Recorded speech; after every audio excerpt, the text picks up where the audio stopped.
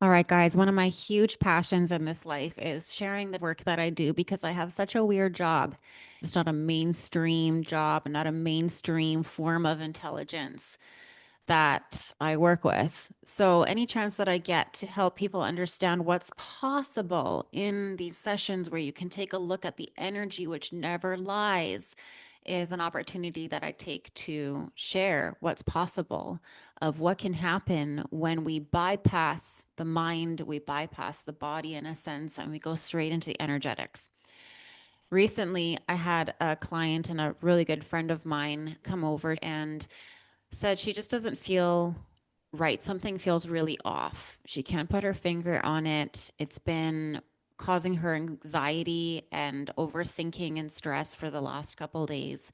And she can just feel something in her body. And so I made some tea. Then we went into my Reiki room and I sat down, and I always get asked this question from people like, is there some sort of transference that happens when it is a friend or a loved one where you are more subjectively involved with that person rather than having somebody where you have completely no investment in them, you're completely objective about everything, and the less you know, the less ties there are. And I always respond the same way. And no, there is none of that because when I go into a session with a friend or a loved one, or even my fiance or anybody, what I do is I specifically have a method that I go through to ensure that none of my own projections are going onto that person. None of my energy is going onto them. None of my biases are affecting what I'm channeling for that person. So I put myself in a spiritual sovereign bubble where there's no energy transfer. I completely let go of any thoughts, any biases, any projections that I have. And I'm simply a conduit for source energy. I'm simply a conduit for that information to flow right through me, out of my mouth, what I channel verbally, what I release and channel through my hands as far as energy healing goes. And I also put my client into their own energy bubble, their own energy sovereignty bubble. And then I always surround that bubble in light and love so that there is protection there. This energy is not coming from me, which protects me from feeling depleted after I do a session. It's just source energy that comes through me, flows through me. I'm simply the conduit. So that I wanted to clear up as that's a question that I get often from other people with the work that I do is if I feel tired, if there's any weird energy transfer. No, because I always go through this specific process to make sure that that doesn't happen. So this is a story about an entity attachment. And I have to say I don't do a lot of work with entity attachments, although I do see them energetically.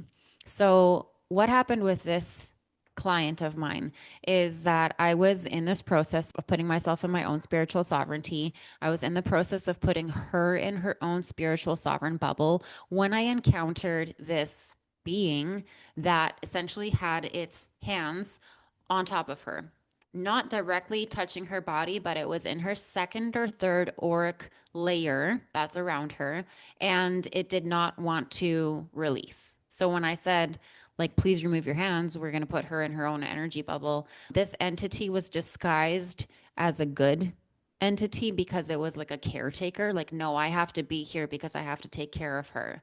It was kind of like the housewife that's smoothing the sheets and ironing all the beds and taking care of her and coddles her. And I was like, why is it showing up as that type of energy? Are you a good entity? And the way that I have learned how to decipher whether it's a good entity or a bad entity is if they are receiving of love, if they are reciprocant of love. So you try to give love to that entity, and a positive entity will receive that love and also beam it back. But a negative entity will basically just want to squeal when they receive love because they're evil. And so I immediately, when I said, are you a good entity? I could see the shape shifting that was happening there. And I'm like, you're not a good entity. So again, I said, please remove your hands. And this time it was like, no, I need to stay here. And I said, okay, that's not a good energy. That's not a good entity. Anytime that an entity is present where it is not allowing you to be in your sovereign spirituality, in your own sovereign energy bubble, it's not good.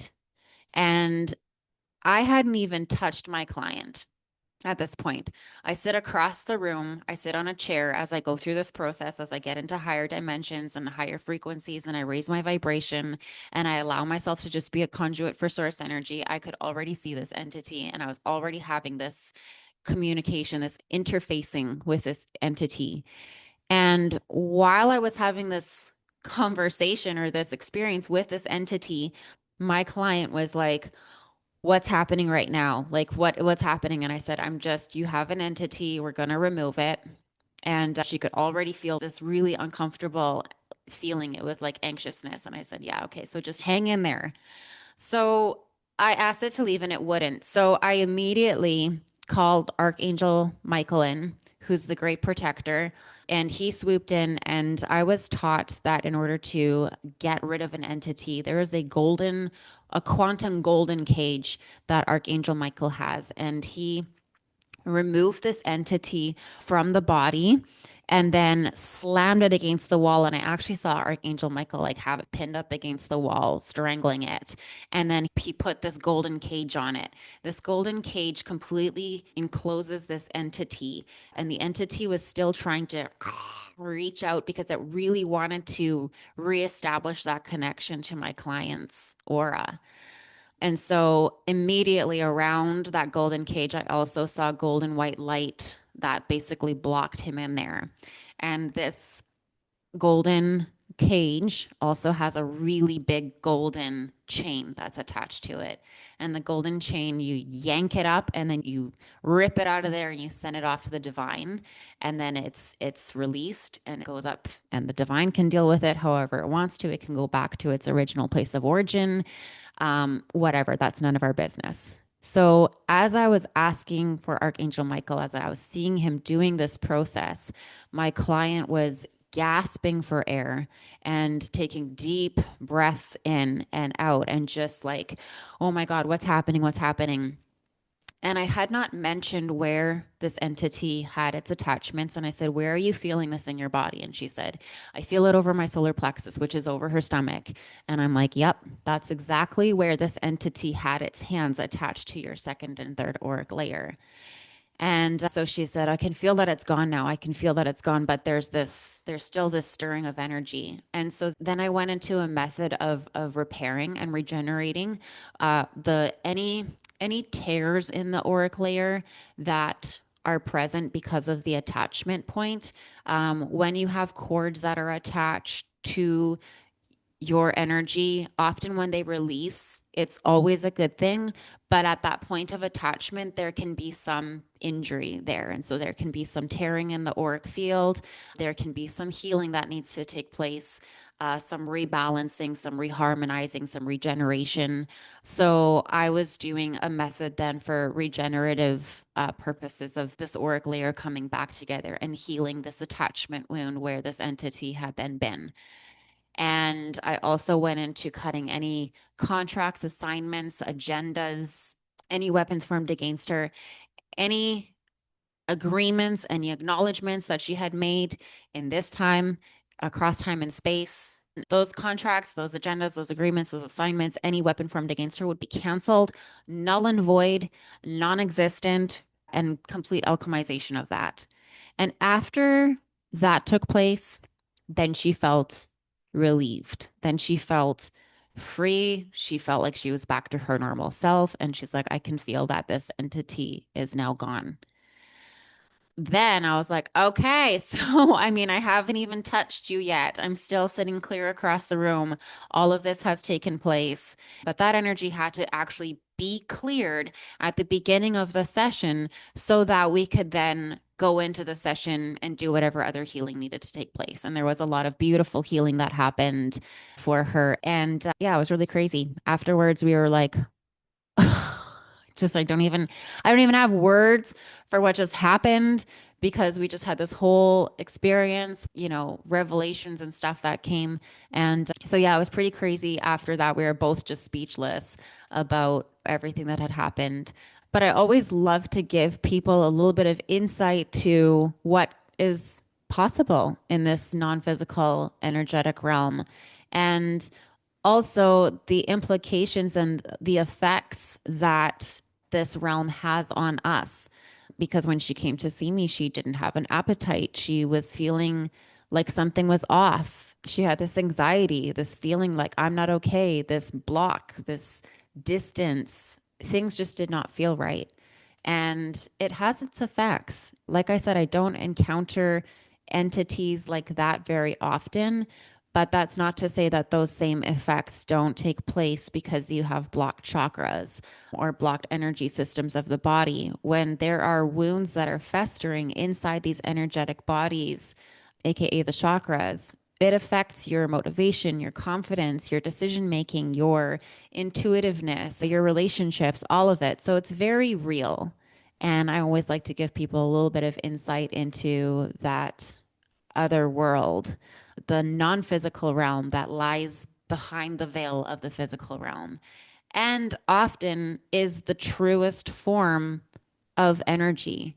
Often, what we see with our physical eyes can play tricks on us. There's illusions, whereas energy never lies.